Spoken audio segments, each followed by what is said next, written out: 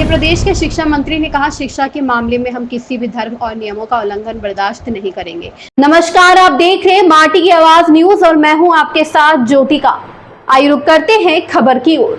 दरअसल एनएचआरसी द्वारा राज्य सरकार को नोटिस जारी करने पर मध्य प्रदेश के शिक्षा मंत्री राव उदय प्रताप सिंह ने कहा, मैं इससे असहमत नहीं हूं और यह वाकई चिंता का विषय है। जहां हमने देखा कि नियमों का उल्लंघन हो रहा है, वहां हमने कई मदरसों को बंद कर दिया है। हम नियमित रूप से उनकी निगरानी करते हैं।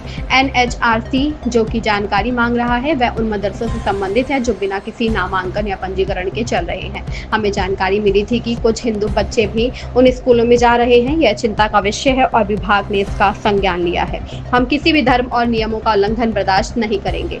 कभी कभी जागरूकता की कमी के कारण गरीब लोग अपने बच्चों को मुफ्त शिक्षा पाने के लिए ऐसे स्कूलों में भेज देते हैं और कुछ लोग जो बहुत चालाक होते हैं उन्हें इसमें फुसला लेते हैं। यह एक गंभीर मुद्दा है और हम इससे पूरी सख्ती से निपटेंगे।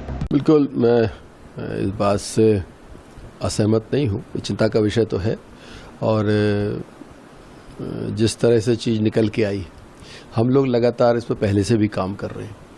अनेक मदरसों को हम लोगों ने उनको बंद करने का काम किया था।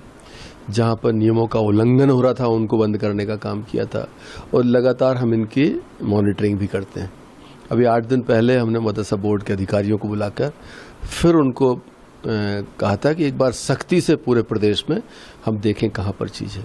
ये जो मानवाधिकार आयोग से जो मुझे जानकारी लगी है, जिस तरह की जानकारी उन्होंने चाहिए, ये ऐसे मदरसे हैं जो बगैर किसी कहीं पर एनरोल्ड हुए, बगैर कहीं पंजीयन के इस तरह के संचालित किए जा रहे हैं। और उसमें जो हमारे हिंदू बच्चे हैं, कई जगहों पर इस तरह की जानकारी है कि वो बच्चे भी उन स्कूल से पढ़ने जा रहे हैं। स्वाभाविक रूप से जब मदरसे में बच्चों को पढ़ाएंगे तो ज्ञान भी उसी तरह का उनको देंगे। तो ये चिंता का विषय है और इसको विभाग भी संज्ञान में ले रहा है और हमने पहले भी सख्त कार्रवाई की है और आगे भी हम किसी तरह की मुरव्वत नहीं करेंगे। लेकिन किसी धर्म के साथ खिलवाड़ हो, रूल्स का वायलेशन हो, ये कतई बर्दाश्त नहीं होगा। लेकिन इससे सामने आए थे कि धर्म परिवर्तन हुए मदरसों में बच्चे पढ़ रहे हैं, हिंदू बच्चे पढ़ रहे हैं तो दूसरे धर्म के बच्चे पढ़ रहे हैं। उसके साथ भाषा जब आप लोग ये दावा कर रहे हैं सर कि हमारे हर जगह हमारे स्कूल हैं, प्राइमरी स्कूल, सभी स्कूल हैं, तो क्या ऐसी वजह पड़ रही है कि बच्चों को वहाँ जाना पड़ रहा, मदरसों में पढ़ने की? नहीं, मुझे लगता है कई बार ये अज्ञानता के कारण भी होता है और जो अवेयरनेस की कमी रहती है उसके कारण भी होता है। नज़दीक में स्कूल है, हमारे जो बच्चे हैं माता पिता मजदूरी पे जा रहे हैं, उनने कहा कि इसको हमारे यहाँ भेज देना, ये भी तो स्कूल ही है। अब वो इनोसेंट लोग ये नहीं समझ पाते कि ये बच्चा हमारा जिस जगह चला गया वहाँ किस तरह से इसके साथ ये होगा, भविष्य में कैसे आगे बढ़ेगा। तो मुझे लगता है कई बार नासमझी के कारण पेरेंट्स भेज देता है, जो सामने वाला है वो अतिरिक्त समझदारी के कारण उनको बुला लेता है।